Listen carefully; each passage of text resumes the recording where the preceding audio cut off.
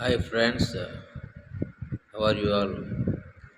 And ఈరోజు నిజంగా చాలా హ్యాపీగా ఉంది. సో దేవుడు ఏదైనా చేయగలడు. మన సమాజాన్ని, మన దేశాన్ని మార్చడం కోసం ఆయన ఏదైనా చేయగలడు. సో అద్భుతం జరగబోతుంది. I'm really happy. ప్రజాస్వామ్యం అనేది మళ్ళీ తిరిగి ట్రాక్లోనికి వచ్చింది, రాబోతుంది.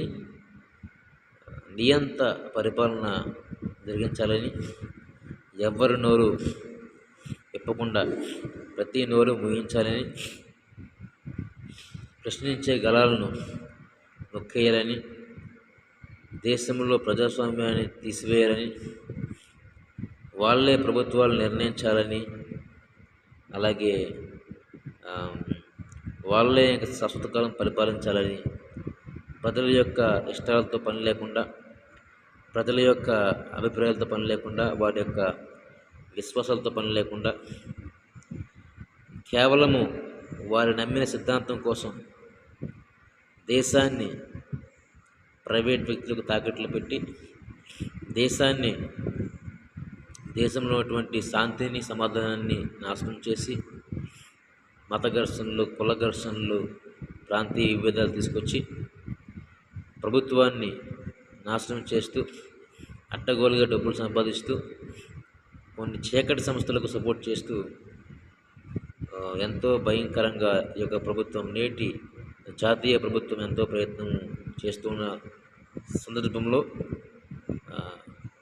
ఈ యొక్క కాక్రోచ్ జనతా పార్టీ, అలాగే అనేక మంది యువత బయటకు వచ్చి ఆందోళనలు తెలియచెప్పడం నిజంగా మంచి పరిణామం. ఎందుకంటే కొన్నిసార్లు నేను బలవంతుడిని అని చెప్పేసి విరవీగినప్పుడు ఆ బలవంతులను కొమ్ములు అణిచేందుకు బలహీనుడు ఉపయోగించేటువంటి ఆ యొక్క ఆలోచనలు, ఆ యొక్క స్ట్రాటజీస్ చాలా గట్టిగా ఉంటాయి.